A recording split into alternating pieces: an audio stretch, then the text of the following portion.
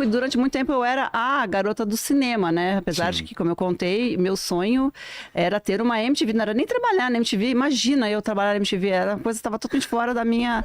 Mas, assim, aquela adolescente que ficava catando programas na TV para ver videoclipe, um dia eu ouvi falar que nos Estados Unidos tinha uma TV que passava o dia inteiro música, que era clipe e show. Eu falei, não é possível que existe isso em algum lugar no planeta. Eu preciso ir para os Estados Unidos, eu preciso conhecer isso. E assim, eu fiquei alucinada. E aí, quando eu tinha, acho que 17 anos, eu fiz uma viagem com a minha irmã para os Estados Unidos. Minha mãe me mandou de excursão, eu e minha irmã. Vai lá, vai para Orlando, sei lá. Sabe, tia Augusta? Vai. Enche tanto saco, a gente, né, mandou a gente para nesse esquema de excursão. E eu me lembro que quando eu cheguei em Orlando, justamente, eu pisei no hotel, a primeira coisa que eu perguntei foi, que canal é MTV? Caramba. E aí, o cara falou assim, MTV? É assinatura, a gente não tem assinatura. Cara, meu mundo desabou. Eu falei, moço, eu vim até aqui porque eu queria ver a MTV, eu preciso ver e como é que é essa televisão. Claro. E aí, quando a MTV veio para o Brasil em 90, né, que já eram 10 anos... depois, talvez. 10 anos depois, é de 81, né, a MTV... 83? Não, a MTV Estados Unidos, 81, eu fui já 80 e cacetada, 87, mas a MTV chegou logo depois aqui no Brasil, né? E aí eu fiquei louca, mas assim, tipo, eu não tinha como chegar naquele lugar, entendeu? E quando chegou, você tinha anteninha pra pegar a MTV Claro, Brasil? tinha palha de aço, exatamente. Eu botava, eu gravava. Gente, até outro dia, que a VHS meio que foi se desfazendo. Eu tinha uma fita cassete, que era o Zeca Camargo, apresentando um clipe da Madonna que tinha sido proibido. Proibido não, mas que o Fantástico não tinha passado, porque... Não, era um clipe da... Calma, cara. Meu Deus do céu, deixa eu falar. Era um clipe da Madonna que o Fantástico não exibia porque ele tinha muitas cenas de sexo, insinuações, sadomasoquismo, etc. Era um clipe chamado Justify My Love. Justify My Love. Música do Lenny Kravitz e fotografia do Jean-Baptiste Mondino. E eu me lembro disso porque isso era uma cabeça do Zeca Camargo de...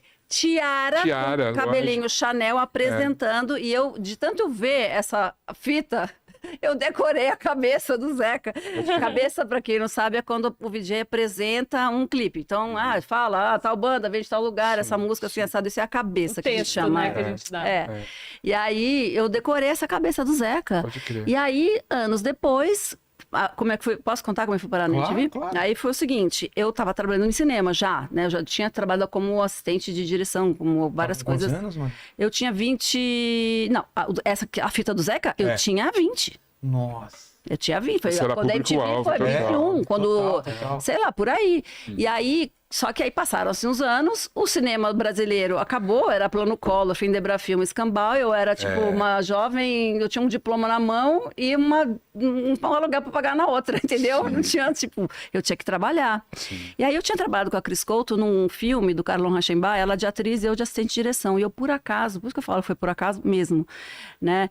Eu tava lendo um livro outro dia que fala assim, o acaso é um destino que a gente desconhece, porque é meio isso, né? É um destino escrito com tinta invisível. É bonito, né, essa imagem.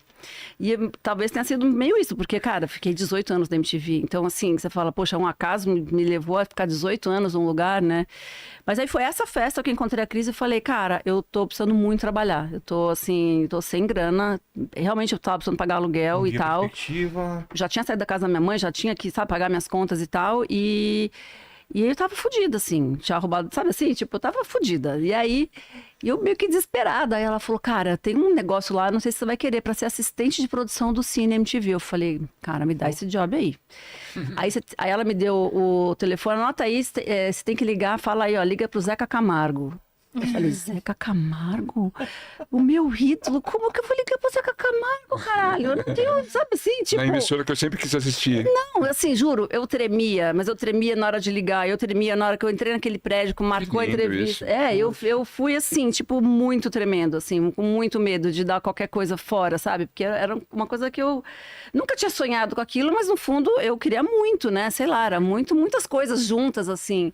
E aí, enfim, aí o resto é isso, história. aniversário de 18 anos. Eu achei que eu ia ficar pouco Aí você tempo veio na entrevistar MTV. a Madonna pela MTV Brasil. Isso também. foi histórico também, né? Também, também. Isso foi foda. Essa também foi... Fecha um ciclo. né? Porque o que aconteceu? Eu, nessa época da Madonna, eu ainda eu não fazia coisas de música tanto, porque eu entrei como a menina para fazer cinema. Eu fazia programa de cinema, fiz o MTV Movie Awards e tal, e aí, tanto que uma das poucas coisas que o Zeca me perguntou na entrevista foi, primeiro, fala inglês? Falei, falo. O inglês me ajudou muito, porque também, se eu não falasse inglês, eu não tinha conseguido aquele job. Não, eu não tinha conseguido nem o trabalho, porque eu tinha que pegar as fitas que vinham dos Estados Unidos.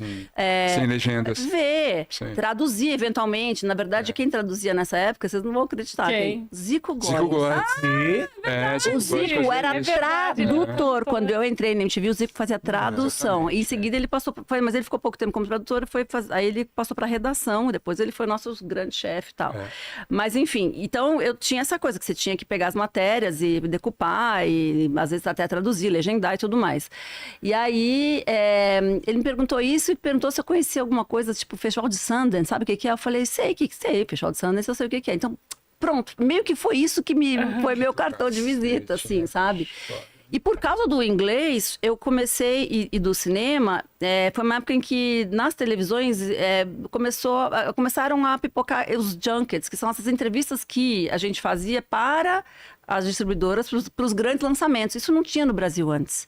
Então a gente me mandavam para Nova York, para Los Angeles, para entrevistar o Will Smith, o Hugh Jackman, o Christopher Nolan, pessoas de tudo quanto é canto do mundo. De tudo quanto é canto do mundo. 5 minutos, 6 minutos.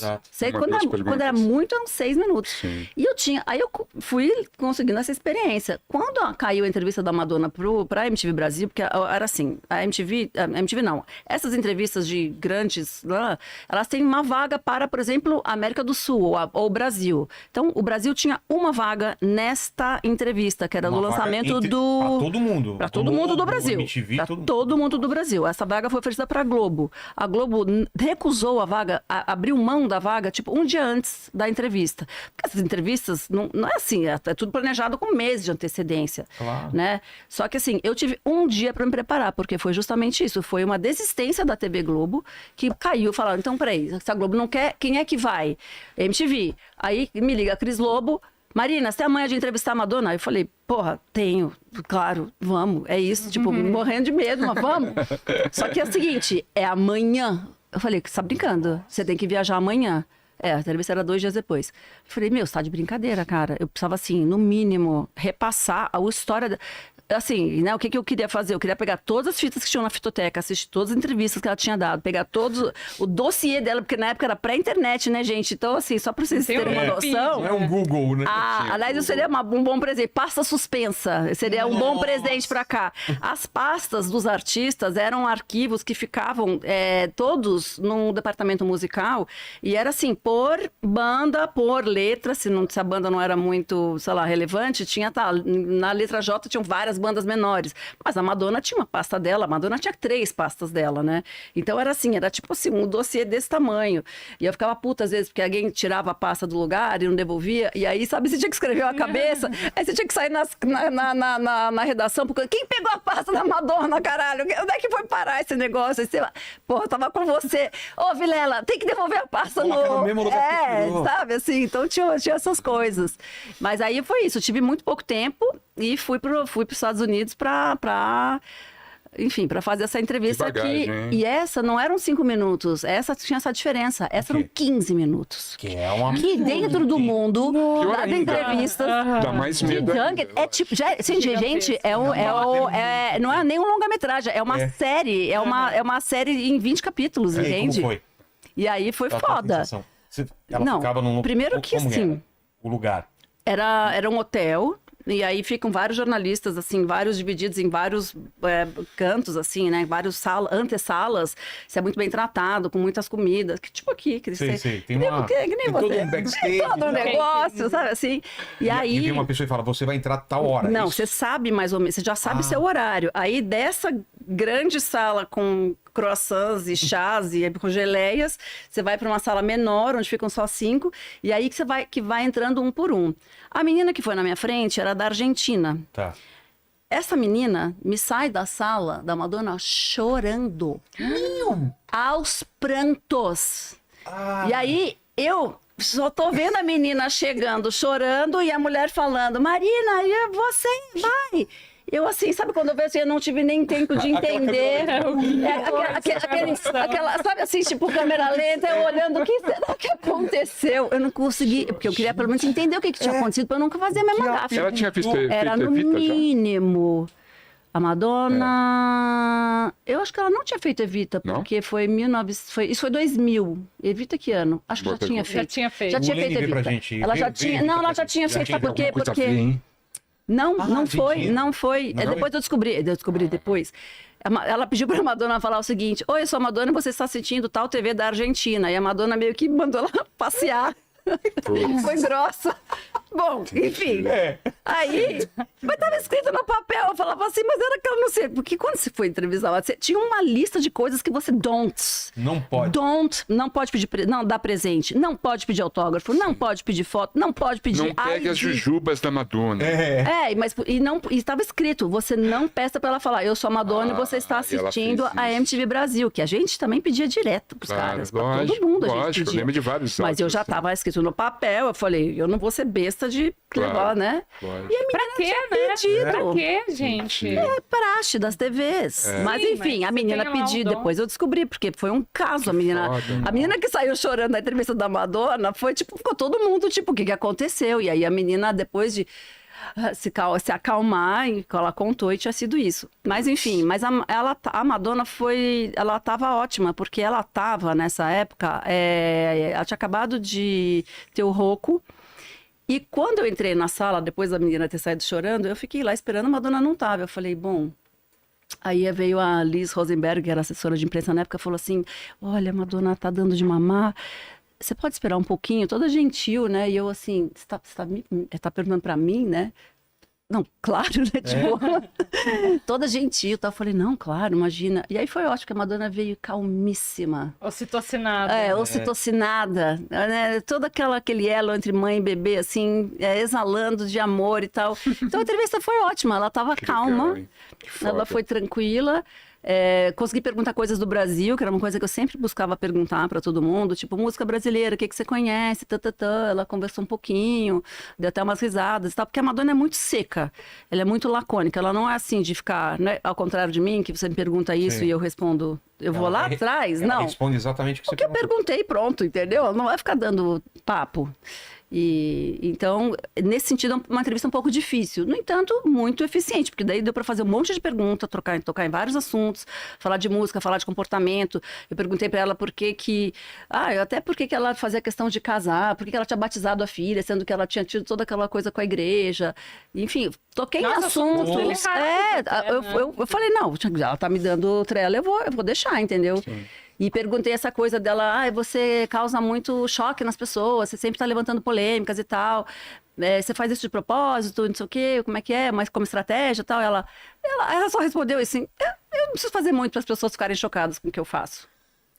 Madonna, né? Madonna. Aí eu, tá, Coberta de razão. próxima pergunta, então vamos, sabe assim? Então foi um pouco nesse sentido, mas eu tava falando pra Titi que eu revi a entrevista agora que a Madonna veio pra cá, porque fazia anos que eu não via essa entrevista, né?